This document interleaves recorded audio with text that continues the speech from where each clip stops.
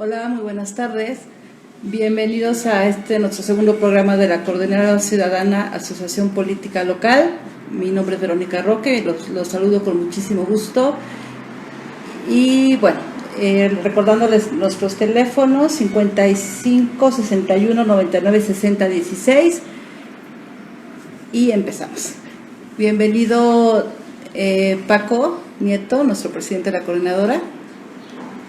Muy buenas tardes, Vero, muy buenas tardes a todos nuestros invitados. Gracias, Jesús, por estar aquí con nosotros a la horita. Y estamos transmitiendo nuevamente desde aquí de la Alcaldía de Coyoacán. Hoy el programa va a estar bastante interesante, pues vamos a ver un tema que a todo mundo pues hemos estado viendo, que las repercusiones con respecto de los resultados y saldos de las expresiones de las mujeres en diferentes formas. Bienvenidos sean todos. Les recordamos que queremos escuchar sus opiniones, sus mensajes por WhatsApp al número que les dio nuestra compañera Verónica, que es el celular 55 61 99 60 16. También estamos en Twitter en @CORDCMDX. Facebook. Y en Facebook es Coordinadora Ciudadana CDMX. Bueno, pues empezamos. Vero, sí me gustaría darle la bienvenida a nuestro amigo Jesús, okay. Jesús Becerra. Gracias por estar aquí y pues adelante, esperamos sus comentarios y sus preguntas. Ok, presento rápido a Jesús. Jesús es catedrático de la UNAM, experto en temas penales, laborales, y nos va a hablar de un tema que hemos dejado como muy rezagado, muy en el olvido, que es la persona humana. Bienvenido, Jesús. Muchas gracias, Vero. No soy laboral, Perdón. Lo si no, traigo tatuado. Luego me van a decir. Okay. Gracias, buenas tardes. Me parece muy importante, y aquí en la Coordinadora Ciudadana hemos estado reflexionando sobre que hay algunos pilares que marcan la vida de las personas, la vida de las comunidades y la vida de la sociedad misma de México. Y siempre tenemos convulsiones. En México siempre ha habido luchas facciosas, intereses políticos, gestiones, movimientos y movilizaciones ciudadanas que han traído muchos beneficios a nuestra ciudad y a nuestro país. Eso es indudable. A mí me parece que con estos primeros aspectos, también podemos encontrar en el ser humano algunas otras cualidades, como es la capacidad de comunicarse.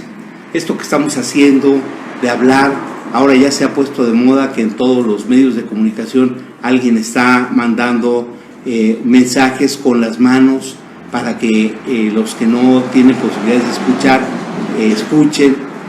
Y la posibilidad de las personas que han sido limitadas por alguna razón sobre estos valores, estas cualidades, tienen otras posibilidades para poder hacerse entender y poder hacerse valer. Esta reflexión pues sobre la persona humana también nos lleva a diferentes consideraciones, que es si todos gozamos de esta situación, también todos gozamos de la libertad. La libertad es un don preciado, es una cosa maravillosa, y la libertad solo tiene un límite: que yo no le cause daño a otro. Todo lo que quiera hacer, me quiero disfrazar, me quiero pintar de rojo la cabellera, tener el pelo corto, largo. Ahora yo lo tengo así porque sabes que me quedé dormido en la peluquería, okay. Y se pasó la navaja de más, y entonces ya me dejaron de esta manera. Entonces, pero fíjense ustedes, amigos que nos están escuchando, cómo cada uno de ustedes puede ver, pensar, entender, desear y hacer lo que cree correcto, lo que le gusta, lo que le interesa. Este es un don, el don de la libertad. Ni siquiera las personas que están en la cárcel, pierden ese don de la libertad. Es más, cuando están limitados en una prisión, o cuando están limitados en el propio cuerpo porque están enfermos, están sin posibilidades de moverse, sin posibilidades de solucionar esos problemas, cómo su libertad está viva, está vigente. Claro. Entonces, estas condiciones también nos llevan a apreciar que nuestro actuar, que nuestra comunicación con los demás se expresa el amor entre todos, la posibilidad de amar, la posibilidad de que una dama conciba a un bebé y ya desde ese momento lo está amando, lo está buscando, lo está queriendo y lo va a defender como lobo. Si fuera necesario perder la vida en protección de ese bebé, lo vamos a encontrar así. Y todas las mamás que nos están escuchando, así es. Y toda la relación de amor entre los esposos, entre las parejas, el amor entre los amigos, extraordinario, el amor hacia personas que evidentemente son gente buena, que nos ha causado algún beneficio, siempre es una expresión de este ser humano.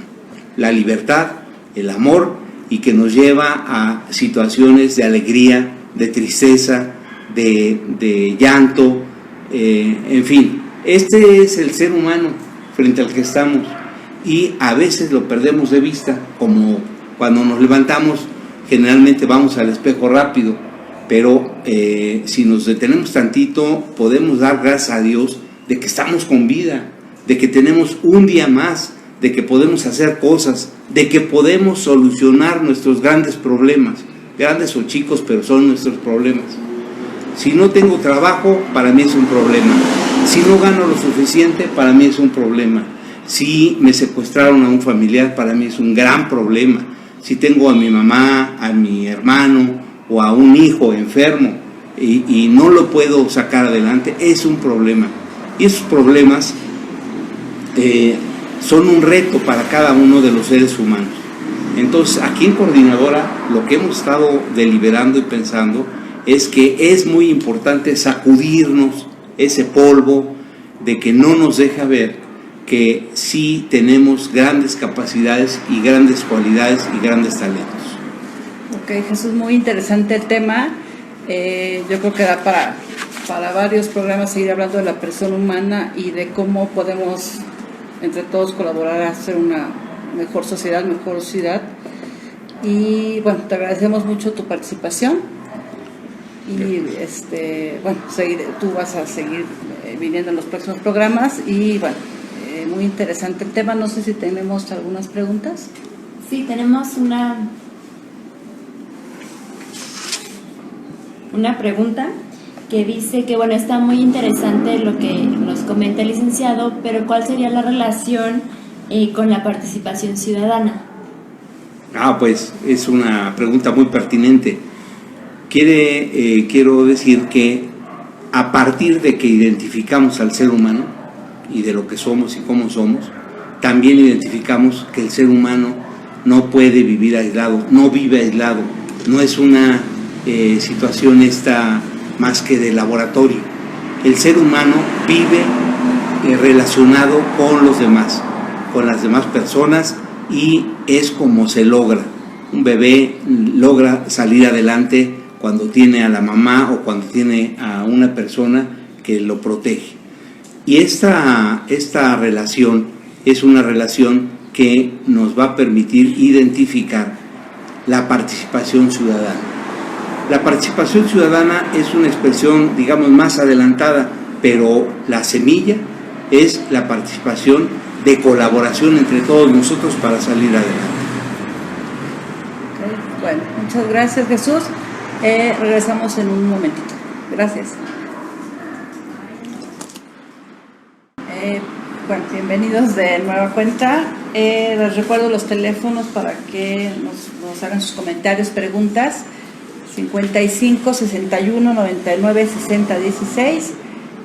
Y bueno, tengo el gusto de presentar a Alejandro López Marmolejo, que nos acompañó la semana pasada, y ahora nos va a hablar de un tema, bueno, que todos recordamos este fin de semana, negro, digamos, con varias malas noticias, entre ellas la caída del precio del petróleo y, bueno, que nos traduzca cómo nos puede afectar estos hechos en el mercado mundial del petróleo. Sí. Bienvenido, Alejandro. Muchas gracias, Vero, muchas gracias. Alejandro, bienvenido nuevamente a este segundo programa. Sí, con todo gusto, muchas gracias a la coordinadora y a todos los públicos, a todo el público que nos está haciendo favor de otorgar su atención. Se ven muchos nubarrones en el cielo con respecto a la economía. Yo te pediría que, si bien es cierto que en un momento dado nos pudieras comentar cómo va a repercutir posiblemente en la Ciudad de México. Sí, tendré que ir de lo macro a lo micro rápidamente. Por favor, adelante. Miren, todo esto de alguna manera está conectado con el COVID-19. Okay. La actividad económica mundial, concretamente la turística y la de intercambio de mercancías, ha venido reduciéndose drásticamente por razón de que este coronavirus, este virus es extraordinariamente contagioso. No es tan mortal como el SARS o algunos otros, pero sí se contagia rápidamente la gente, y esto está haciendo que la gente deje de viajar. Vean ahorita el norte de Italia, es desolador lo que se está observando. Están las ciudades por completo vacías. En China, no solamente en el foco donde se originó o donde se encontró por primera ocasión esta cepa, que no hay nada de actividad, bueno, ha sido extendida a muchos otros lugares. Entonces, si tomamos en cuenta que no hay traslado de personas, que no hay traslado de mercancías, las exportaciones chinas se han venido abajo. Nadie quiere, o sea, medio mundo está parando las importaciones de China por miedo a contagiarse del coronavirus. Y bueno, ante esto, más otro fenómeno, el hecho de que los Estados Unidos estén produciendo mucho petróleo a partir del fracking, que es una técnica con la cual inyectan vapor en el subsuelo y están sacando petróleo en terrenos, llamémosle arenosos, que nosotros llamamos shale.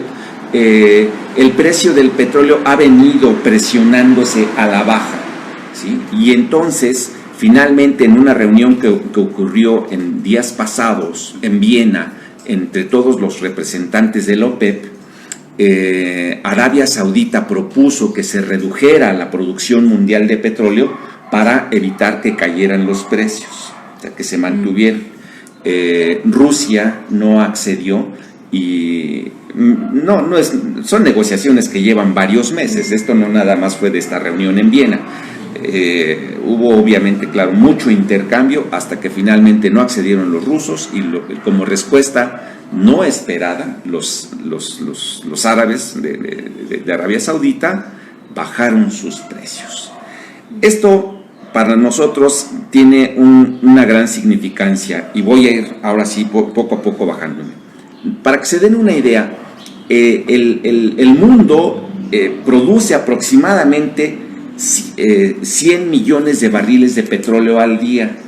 100 millones. De esos 100 millones, 9 millones son para China.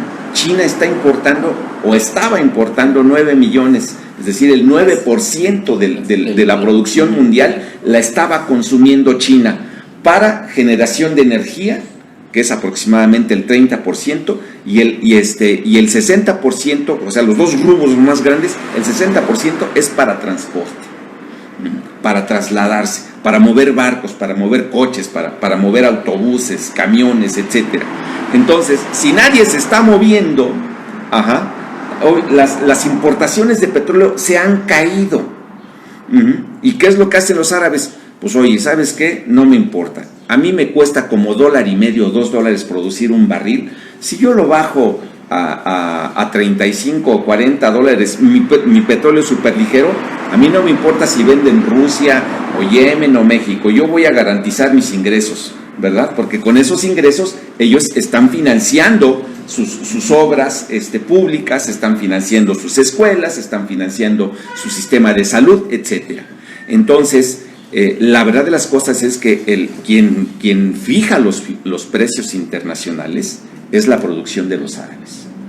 Esto ha tenido repercusiones en nuestro país porque, fíjense, el año pasado, por ahí de septiembre, la Cámara de Diputados recibió de la Secretaría de Hacienda, dentro de los criterios generales de política económica, una valoración de la mezcla mexicana de petróleo a un precio de $49 por barril. ¿Qué cosa es la mezcla mexicana de petróleo?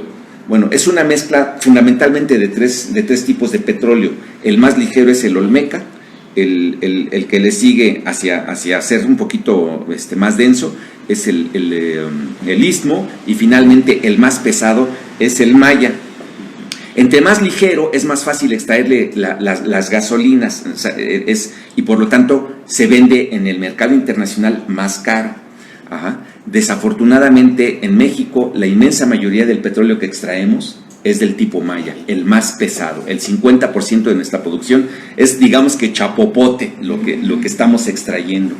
Entonces, por eso es que sale más barata esa mezcla. O sea, si comparamos que en los criterios generales de política económica la Secretaría de Hacienda sugiere a los diputados el año pasado que la mezcla mexicana se venda a $49 el barril, y ahora resulta que al día de ayer estábamos a $24, a menos de la mitad de lo que se había sugerido. Ajá. Hoy ya amaneció un poquito más alto, casi a $27, está teniendo un rebote, pero no podemos esperar que en el futuro cercano alcance siquiera los $30 o $32. Esto tiene implicaciones muy fuertes. ¿Por qué? Porque una gran parte del ingreso con el que nosotros estamos moviendo pues no tanto a la economía, sino a las finanzas públicas, o sea, lo que le da, digamos, de solidez a las finanzas públicas son los ingresos petroleros.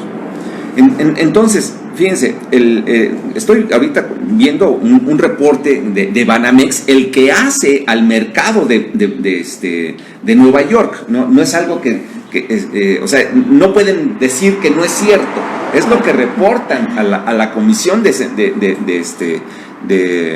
Seguridad en los Estados Unidos. Entonces, fíjense, cuando el precio de barril de la mezcla mexicana está en $62, que ha sido el pico en los últimos 10 años, y eso ocurrió en el 2018. O sea, de lo más alto. De lo más alto, $62 el barril de petróleo. Pemex alcanzó una utilidad bruta, lo que ahora llaman los muy jocosamente EBITDA, Earnings Before Interest, Taxes, Depreciation and Amortization, o sea, la utilidad bruta, punto. Alcanzó solo 35%, con $61.8 por barril. Ahora que estamos a ¿cuánto habíamos dicho? 24. La mezcla mexicana, vamos a suponer a $27. Ajá. Lo más que podríamos esperar, yo me atrevo a decir, quizás no supere el 25% de utilidad bruta. Es decir, esa utilidad es una parte, se va para pagar intereses, que ese es el otro tema que vamos a hablar ahorita, y la otra parte para, digamos que lo jala el gobierno para de alguna manera empezar a mover sus actividades, como son el pago de nómina, etcétera, porque esa es la triste realidad. En este país, sí. Percibirse de manera tangible. Wow, mira, yo creo que ya los estamos sintiendo, aunque la gente todavía no se da cuenta. Hay varios elementos. Vamos a observar, y puedo asegurar, si no pasa alguna otra cosa, vean las amas de casa. El precio del jitomate en este momento, ¿cómo está en el mercado? O sea, anda en 40, 45 pesos el kilo.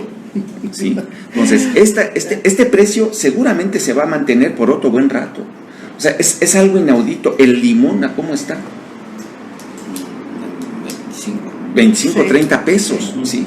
Entonces, ahora, o sea, ya lo estamos sintiendo de alguna manera, porque ya se estaban anticipando algunos de estos fenómenos. Reitero, las conversaciones en Viena no se dieron nada más la semana pasada, llevan meses. Ya la semana pasada fue donde hubo un rompimiento total, ¿no? Claro. Entonces, habrá que decir, por otro lado, que no todo lo que está generando Pemex lo puede utilizar para dárselo al gobierno. La deuda de Pemex es deuda soberana, o sea, es deuda reconocida por la nación mexicana, que no solamente la nación, acaba de estar Jesús Becerra, es abogado, nos puede decir qué cosa es la nación. Pues es el gobierno más su pueblo, más su territorio, etc. Entonces todos estamos endeudados por esta deuda soberana. Solo con Pemex 104 o 105 mil millones de dólares. El año pasado hubo una amortización de 5 mil millones de dólares y nos ha costado sangre. Imagínense que deben 100 pesos y le pagan a su acreedor 5 pesos. Y el resto, pues te la pago de aquí al 2032. ¿Quién aguanta eso? O sea, la verdad es que el endeudamiento de Pemex es tal que estamos pagando, o sea, nosotros con nuestros impuestos de alguna manera estamos también pagando esa deuda que ni siquiera nosotros pedimos, que ese es otro tema interesante. ¿A dónde se ha ido todo ese dinero con el que se ha endeudado al país a través de Pemex? 105 mil millones de dólares. Ahora, de esos 105 mil, para los siguientes 3 años hay que pagar casi 15 mil millones de dólares. O sea, la madurez de esa deuda en el corto plazo es muy alta, ¿sí? Y de esos 10 mil millones de dólares son de lo que llaman deuda waterfall, es decir, de la que se tiene que pagar a los principales acreedores, a los monstruototototes que le han prestado dinero a México a través de Pemex. La situación es muy grave. Está Pemex muy endeudado, los precios han caído y yo no sé cómo le vamos a hacer. Aquí deberíamos replantearnos, como han hecho algunos otros, replantearnos la economía. Ya se le ha preguntado a algunos diputados e incluso a la secretaria de Energía si se va a modificar el precio considerado en los criterios generales de política económica, y dicen no es necesario. Y en tu opinión, ¿qué podríamos o qué debemos hacer como mexicanos? Híjole, de entrada, ¿qué podemos replantearnos en este tema? De entrada, en verdad, sé que esto no les gusta a los de ese partido, pero en verdad tenemos que replantearnos el tema de la refinería. O sea, no podemos pensar en gastar dinero que no tenemos para proyectos que no van a servir. Y lo he dicho en muchos foros. Este presidente se ha equivocado, al igual que muchos otros presidentes. Él refiere muchas cosas de la historia, pero está cometiendo gravísimos errores que han cometido otros presidentes en este país y no hace mucho tiempo. ¿Sí? Recuerden este nombre, la refinería de Escolín en Veracruz, uno de los más graves fracasos de este país. La refinería de Dos Bocas va para allá. ¿Sí?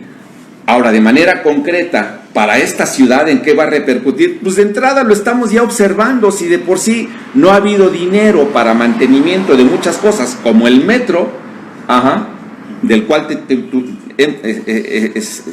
amanecimos hoy en la mañana con noticias de que hubo un gravísimo accidente, que algunos están asociando a un descuido humano, a otros a una falla de automatización, es decir, a una falla en el mantenimiento, pero eso lo vemos todos los días. Y las autoridades se han dedicado no a subsanar de manera solidaria y subsidiaria esos temas, como es darle mantenimiento al metro, sino que han estado acallando las noticias. ¿Cuántos de nuestros escuchas han vivido que van en el metro? Somos, ¿cuántos millones se dice? Son 4 o 5 millones de usuarios diariamente, y que de repente empieza a salir humo. Claro. ¿Sí? O que sale y que se tiene que detener el metro en alguna estación y todo mundo sale a orearse y han quedado varios intoxicados. Han salido a la luz pública 2 o 3 casos nada más. No son los únicos, pasan cotidianamente. El Sindicato de Trabajadores del Sistema Colectivo del vulgo Metro, reiteradamente, yo no sé ahora si lo sigan haciendo o no, ha mencionado la falla y las faltas de mantenimiento de este sistema, que es toral en el transporte público de la ciudad. Sí. Y si van a reducirse los ingresos fiscales para este país, las aportaciones que haga la Federación a todos los estados, incluyendo a la Ciudad de México, se verán reducidas. Así de fácil. ¿Cuánto crees que le cueste este accidente a la Ciudad de México? ¿Lo del metro? Sí. No, bueno, pues nomás les digo, en un estudio que hizo la UAM, bueno, ¿qué hacen los investigadores de su escuela de economía cotidianamente, actualizando los costos sociales del tiempo? El costo social más barato, el de la gente común, 30 pesos la hora. Es decir, por quedarse quieto, por no hacer nada, 30 pesos la hora. Imagínense cuántas personas fueron afectadas en Tacubaya. Calcúlenle más o menos, porque es un punto toral. De ahí llegan muchos albañiles que viven en la periferia hacia Toluca, llegan ahí a Observatorio y de ahí se desplazan a sus centros de trabajo. Y hay otros que llegan ahí para desplazarse a una zona de muchas oficinas como es Santa Fe. Grosso modo, hablemos de unos 300,000 personas que llegan que llegan a esa estación. Claro, 300,000 personas. De a 3 horas que hoy en la mañana estaban entrevistando, estaban tomando, se ha entorpecido la movilidad. De a 3 horas por persona, 300,000 por 3 son 900,000. De a 30 pesos, estamos hablando de 20 y tantos millones de pesos, solamente por pérdida de tiempo al día, solo por eso, o por evento, porque en la tarde se hará otro evento similar, ¿no? Claro. Sí. Okay. A ver cuánto tardan. Ok, Alejandro, pues se nos acabó el tiempo, te agradecemos mucho, como siempre, muy interesante tu participación. No sé si tengamos preguntas, ¿no? No hay preguntas, okay. Hay 2 comentarios. Ok. Adelante, Lorita. Dicen: excelente programa, los estoy escuchando desde la alcaldía de Coyoacán. Muchas gracias. Y el otro dice: desde Nezahualcóyotl, saludos a Coordinadora Ciudadana, los felicito por su excelente programa y los animo a seguir adelante. La sociedad necesita hombres y mujeres como ustedes. Ay, caray, muchas gracias. Qué compromiso. Exacto. Sí.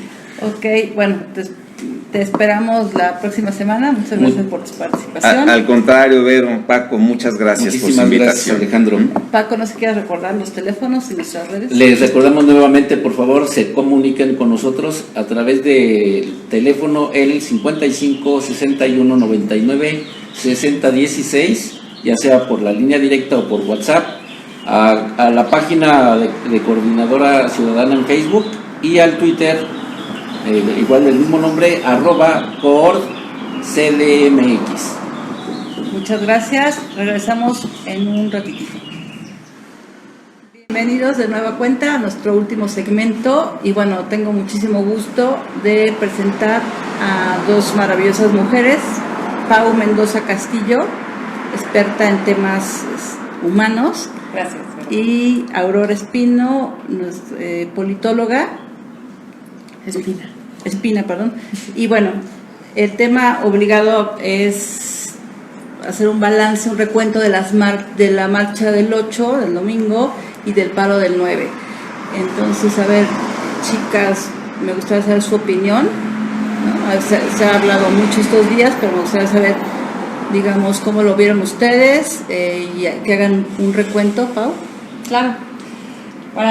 Buenas tardes, agradezco mucho la invitación a Coordinadora Ciudadana. Me da gusto que demos este espacio para que podamos hablar de este tema tan interesante y tan importante ahorita en el país. Yo creo que esta marcha fue un parteaguas porque unió a muchísimas mujeres de diferentes sectores, de diferentes edades, que estaban clamando y exigiendo un México sin más violencia para mujeres. Y creo que fue impactante ver la transición que hubo de los 8 de marzo pasados, en donde íbamos pocas mujeres y que realmente no había como este impacto, y ahora ver este 8 de marzo para mí fue muy impactante. ¿Cuáles fueron los colores que predominaron en la marcha? Hubo 2.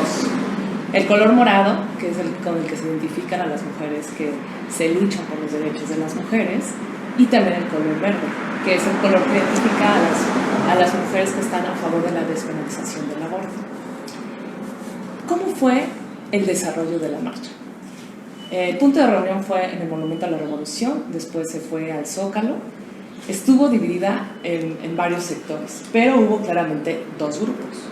Los que iban exclusivamente para exigir un alto a la violencia en contra de las mujeres y que decían algunas consignas que voy a permitir leer: ni una más, ni una más, ni una asesinada más. Señor presidente, no sea indiferente, se matan a las mujeres en la cara de la gente, porque vivas se las llevaron, vivas las queremos.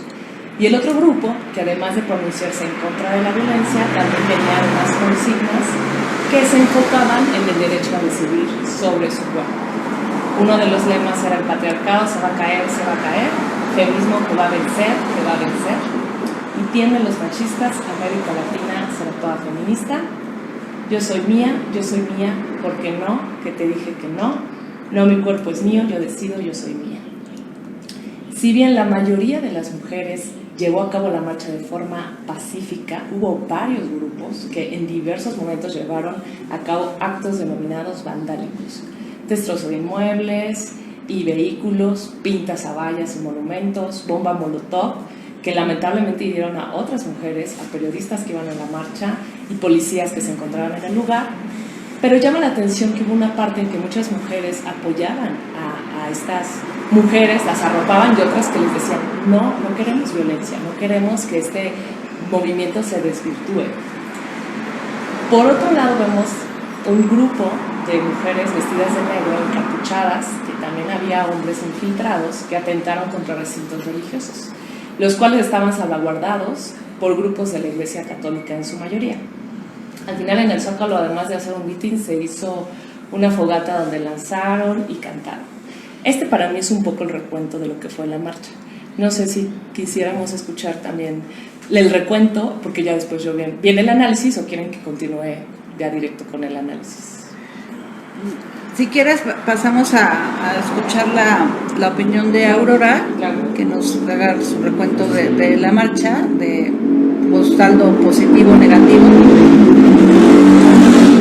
Sí, pues este caso fue muy interesante. Yo en lo personal salí a marchar el 8 de marzo y creo que lo que nos unió, a pesar de las diferencias que había entre las mujeres, es que todas clamábamos fuerte un grito de exigencia a justicia, a cero impunidad, a un alto a los feminicidios, un alto a la violencia contra las mujeres. Y en general creo, desde mi perspectiva, que el color que predominó fue el morado, sí, aunque sí había expresiones, pero fue el color predominante.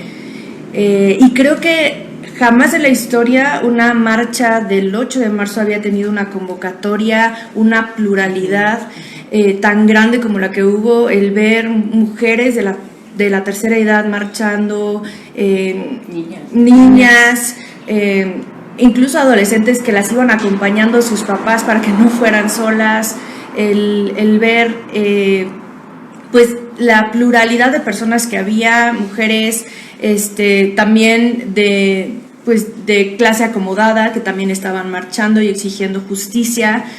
Y de las cosas interesantes desde lo vivido es que, por ejemplo, creo que esta marcha en particular incomodó mucho al gobierno de la Ciudad de México como al gobierno del presidente López Obrador, porque nos bloquearon la señal de telefonía celular por más de 4 horas, desde el Monumento a la Revolución hasta el propio Zócalo. Entonces no tenían el interés de que lo que estaba sucediendo en esa marcha pudiera salir a la luz. Por la otra, trataron de entorpecer de distintas maneras el paso de las personas. O sea, podíamos estar más de 1 hora paradas tratando de avanzar sin poder avanzar.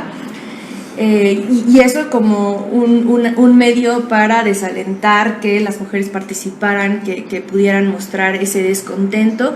Y la otra era visible. O sea, a mí sí me tocó ver personas vestidas de negro, hombres y mujeres, trepados en postes, encapuchados, tomando videos y fotografías, mientras que en los extremos se veía a grupos de choque que estaban haciendo destrozos. Y también hay que decirlo, sí, también había mujeres que son identificadas como anarcofeministas que normalmente llegan a hacer las pintas y los destrozos, pero en este caso sí había grupos infiltrados que empezaron a hacer estos actos vandálicos precisamente para desalentar a todas aquellas mujeres que probablemente esta fue su primer marcha del 8 de marzo y que pues desalentar esa llegada al Zócalo de una manera pues masiva, ¿no? Creo que a grandes rasgos es un poco el análisis, compartiendo también lo que ya Paulina nos compartió bastante bien, pero un poco desde la experiencia de lo que yo viví en lo personal. Claro. Y Pau, ¿qué análisis o balance puede ser del día siguiente, del paro? Que sí es histórico, digamos, por lo menos aquí en México. Bueno, nada más me gustaría un poquito aterrizar esta parte del impacto de la marcha del 8 de marzo. Como comentaba, es interesante ver cómo se unificaron edades y sectores. Creo que muchas de las mujeres que fueron lo hicieron de manera genuina, buscando y exigiendo alto a la violencia. Hay un hartazgo generalizado por la indolencia de las autoridades de dar realmente resultados y de sentencias para aquellos agresores, y se resume en impunidad, lamentablemente, e irresponsabilidad del gobierno al no garantizar una vida libre de violencia. Por otro lado, creo que este sentir de dolor genuino de las mujeres y de la población en general también ha sido manipulado por ciertos sectores. Grupos de choque, como ya mencionaban, que van a desestabilizar la industria, en mi punto de vista, la industria del aborto, que vende la idea de derecho a decidir sobre el cuerpo, sin considerar que se atenta contra la vida de miles de mujeres por nacer, hecho que contradice la exigencia de ni una asesinato más. Dividir a la población perpetuando la idea de que el enemigo principal solamente son los hombres.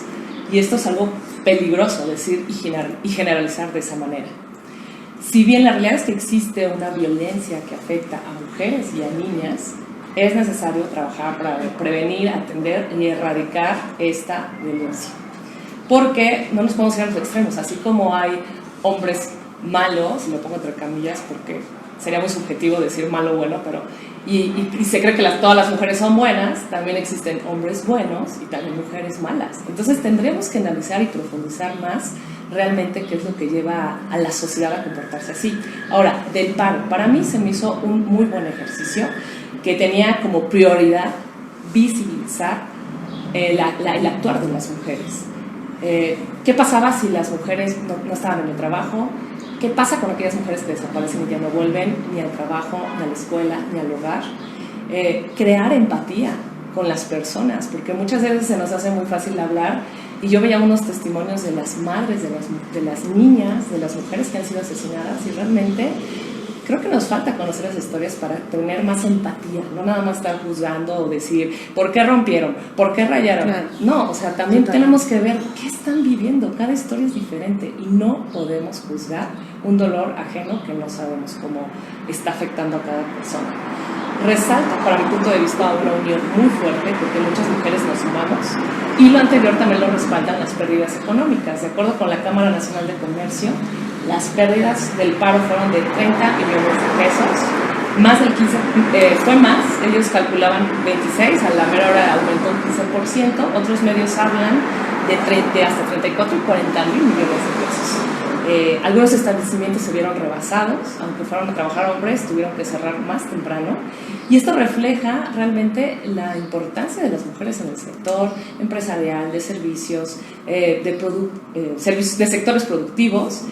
En el metro, ahorita hablaban de la movilidad, 2 millones de mujeres no se movieron el día 9, y también hubo personas que, hay que decirlo, decidieron no participar por la cuestión de que sentían que con esta forma estaban apoyando la cuestión de legalizar el aborto. Pero yo creo que aquí hubo un error, o hay un error de discurso y de creer o de permitir que se secuestre realmente la bandera de la lucha por los derechos de las mujeres, a remitirlo nada más en la cuestión del aborto. Lo que yo rescato es que qué bueno que se puso en la agenda este tema de violencia contra las mujeres. Antes era considerado exclusivamente privado, hasta el 93, apenas en la Convención del programa de acción de Viena sale diciendo no, el Estado también tiene que intervenir. Entonces yo aplaudo esta parte de que se ponga en la mesa este tema que afecta totalmente a la sociedad. Claro, digamos que a partir de la ausencia de las mujeres nos hicimos presentes más que nunca, ¿ok? ¿Tú, Aurora, cómo viste lo del paro? Pues sí, y bueno, un poco para terminar también con lo que comentaba Paulina, creo que lo que dijo es vital, porque creo que la lucha por el avance de las mujeres y por los derechos de las mujeres no es una lucha que le pertenezca a una ideología o un grupo en específico, y creo que eso hay que decirlo, porque creo que ese fue el gran problema. No nos pueden decir que entonces tú eres menos mujer o más mujer, o tú tienes la capacidad o el certificado para poder salir a exigir y denunciar tus derechos.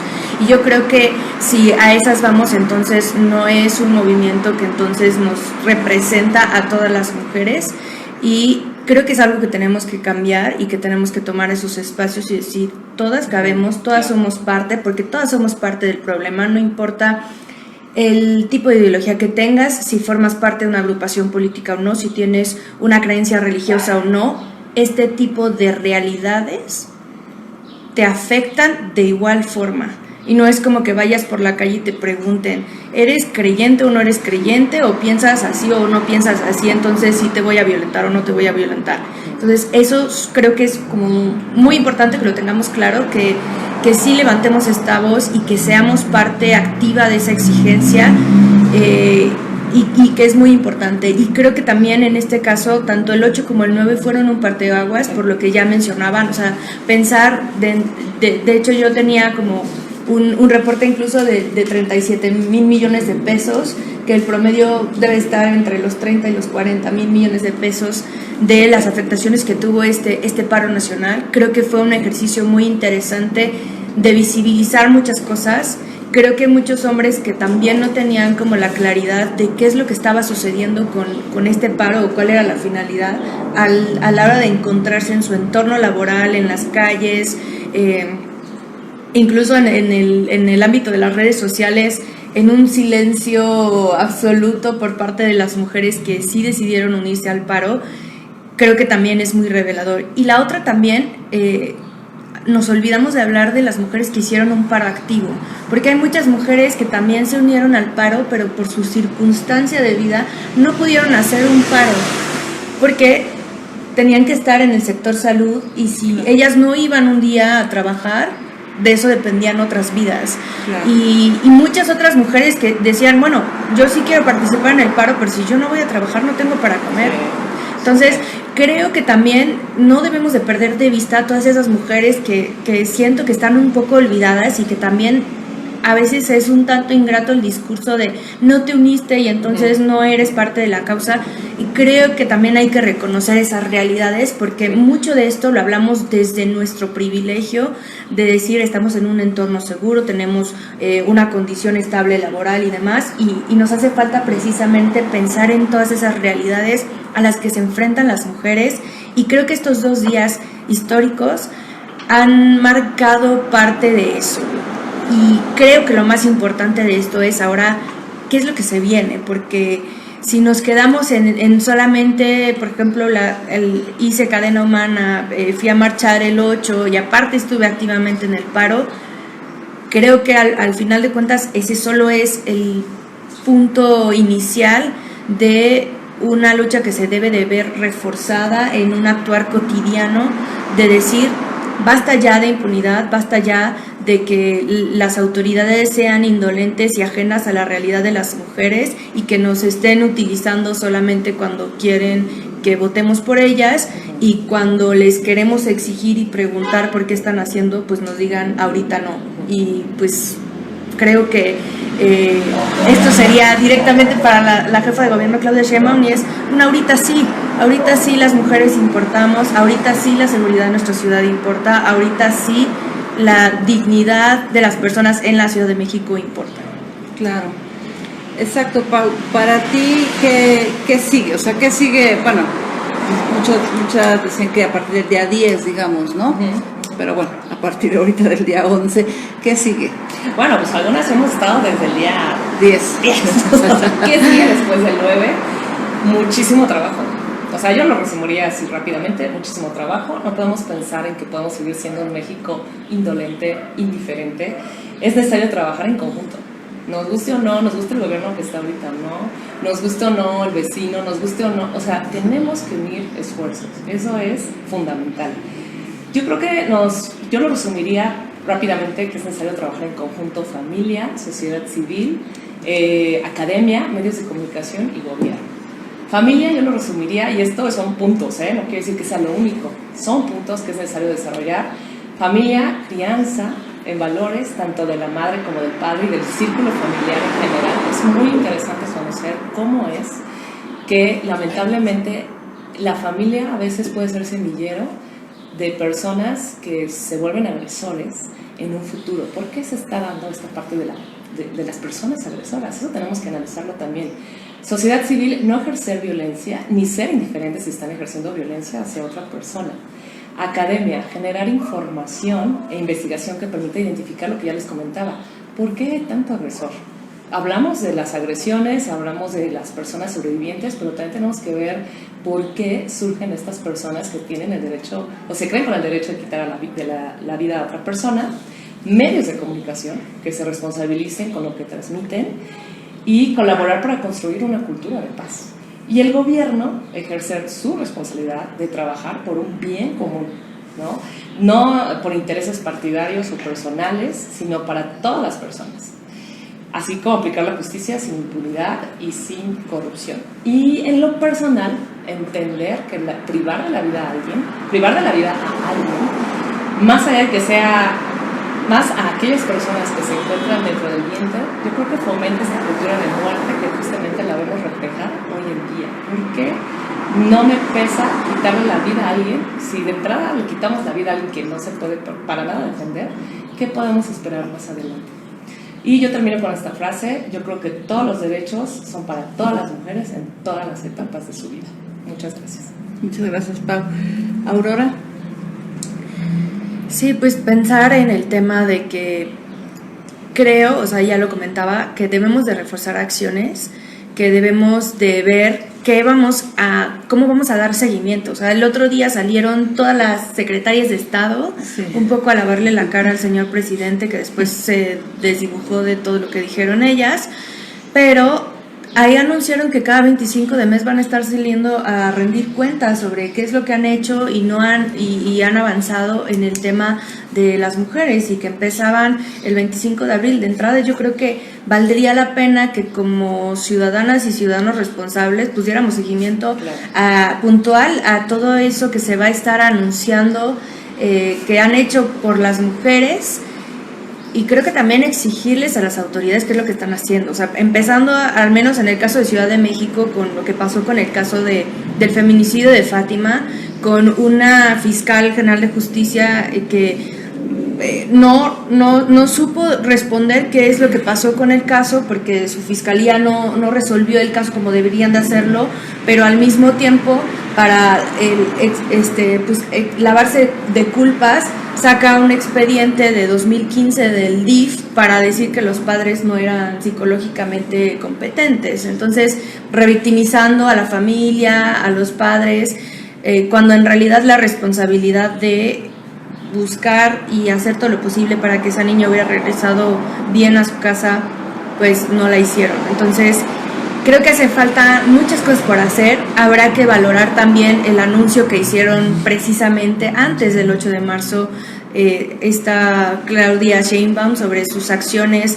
de Mujeres SOS, qué es lo que van a hacer, si realmente funcionan, que no se queden en buenas intenciones nada más, y no termine siendo como el decálogo de buenas intenciones que ya nos había compartido el presidente, que pues, no servía para nada, ni sirve para nada en general ese decálogo, pero que podamos tener como también esta visión crítica, y también pensar la cuestión de no necesitas tener un cargo público, no necesitas tener una posición para hacer que las cosas sucedan. Tú como ciudadana y como ciudadano puedes emprender distintos tipos de acciones y dar este seguimiento, incluso decirle y juntarte con tus vecinos de vamos a discutir qué es lo que está pasando en nuestra colonia, por qué está pasando estos casos de violencia. O sea, la Ciudad de México es una ciudad que debería de estar bajo la alerta de género, y que precisamente cuando ya iba a entrar la alerta de género, que ya está Claudia Sheinbaum como jefa de gobierno, ya está López Obrador como presidente de la República,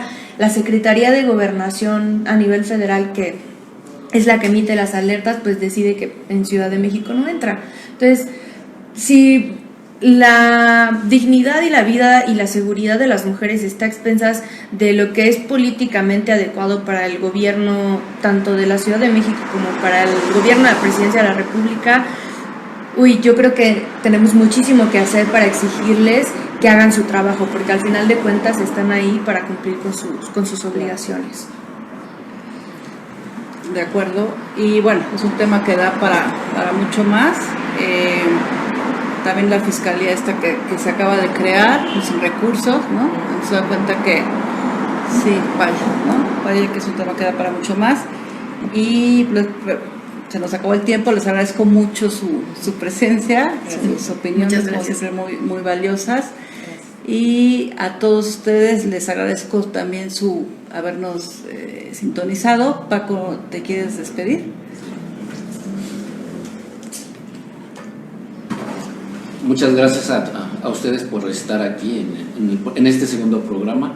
Sin duda alguna, lo más importante a partir de ahora es las acciones que implementemos y de qué manera vamos a propiciar la participación, no solamente de las mujeres en este tema, sino de toda la sociedad, y sobre todo, qué gestiones como agrupación política, Coordinadora Ciudadana va a ir desarrollando. Les pedimos estar en contacto. Agradecemos la atención de toda nuestra audiencia y les recordamos que pueden seguir enviando comentarios, preguntas y en un momento dado las críticas que sean necesarias para que avancemos en una mejor ciudad. Que hoy por hoy el lema queda allí: participación ciudadana para una democracia plena. Muchísimas gracias a todos. Gracias, Vero. Gracias, Laurita, por tu colaboración. No sé si hay alguna pregunta que destapemos de este segmento. Pero si hay una pregunta y 2 comentarios. La pregunta sería: nadie hasta ahora ha dejado de reconocer la violencia hacia las mujeres, pero no solo se les violenta a ellas. ¿Cómo encuadra en esta dinámica el secuestro y asesinato de la niña Fátima, secuestrada por una mujer, o el asesinato de los estudiantes en Puebla, y una mujer y 3 hombres que estuvieron involucrados? Bueno, yo aquí quisiera hacer hincapié en que efectivamente la violencia es una violencia generalizada, ¿no? O sea, estamos inmersos tristemente en un panorama de violencia que afecta tanto a mujeres como a hombres. Muchos empezaron a decir, oye, pero el mayor número de feminicidios es hacia hombres. Sí, lamentablemente, en lo general, son otros hombres agresores.